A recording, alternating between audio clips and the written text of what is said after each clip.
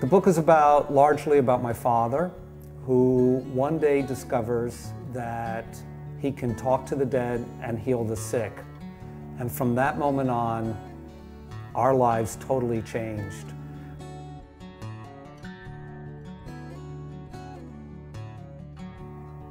For many years, I never told people about my father. I pretended my father sold insurance, especially when I was going to school. Because I saw my father, as I said, he was harassed by the authorities. The police were always knocking at our door at 4 o'clock in the morning, that my father was doing strange things. So I grew up with a kind of, with two selves, and I developed a very public persona where I was like a normal kid, and I pretended everything was fine. On the other hand, I was fascinated by what my father did, and I was very interested in it. Almost overnight, our house became like Lourdes, people coming in wheelchairs and crutches, people bringing babies who couldn't hear or babies who couldn't see. And my father was able to cure these people.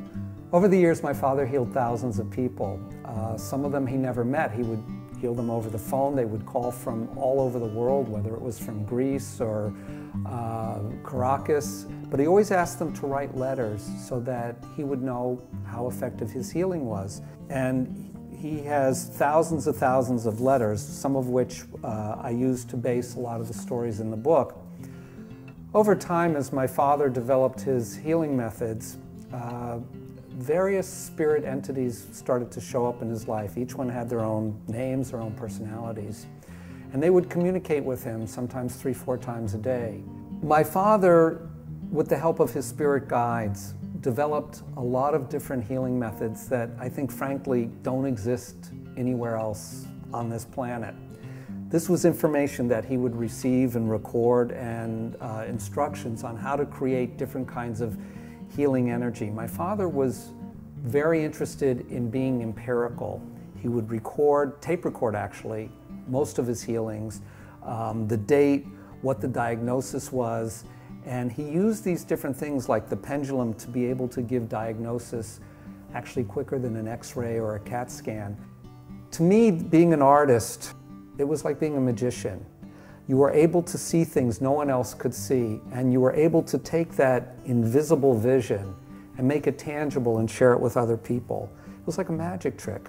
My paintings became kind of like a mystical obsession, but I wanted to take some of his ideas, and the way I could do it is through painting.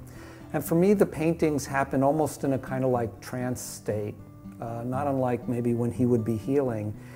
And I go into the state where I don't know anything else that's going on. The painting's talking to me, and it's telling me, put this image here, put this image here, this image is talking to each other, this energy is coming up this way, and that's how I make the paintings. Interestingly, while I wrote the book, I couldn't paint because I realized that I'm telling the story of my father and my family, which is the same story I tell in my paintings. This time I was putting it in words as opposed to paint. So I didn't want to be redundant, so I stopped painting. Now that the book is done, I can go back and start painting again.